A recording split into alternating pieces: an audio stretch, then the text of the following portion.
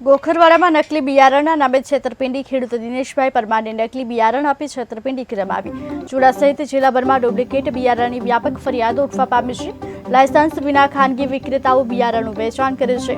Agro fertiliser નામની દુકાનમાંથી ખરીદ્યા હતા બિયારણ. ખેડૂતે કમલ 101 ગુવારના બિયારણની ખરીદી કરી હતી. ગુવાર સહિત અનેક બિયારણોનું પણ વેચાણ થાય છે. નકલી બિયારણના કારણે ખેડૂતને મોટું નુકસાની વેઠવાનો વારો આવ્યો. બિયારણ કંપની ખેડૂતને થયેલી નુકસાનીની ભરપાઈ કરવા માંગ.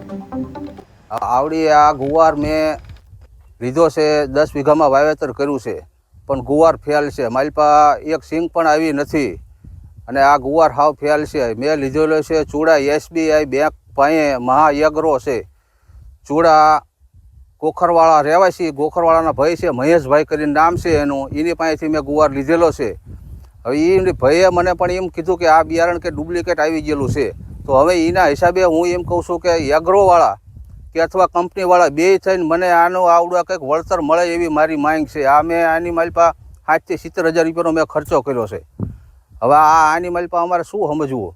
અહીંયા હું એગ્રો ચલાવું છું. ડાયનેમિક સીડનું હું કમલ 101 પ્લસ ગુવારનું બિયારણ લાવેલો છું ડાયનેમિક સીડમાંથી. તે મેં દલસુભાઈને વેચાણ કરેલું છે. તેમની સ્થળ ઉપર હું પ્રજાપતિ સાહેબને રૂબરૂ લઈ ગયો હતો જોવા માટે. તેમના ગુવારની અંદર ફ્લાવરિંગ હતું પણ સીંગું નહોતી.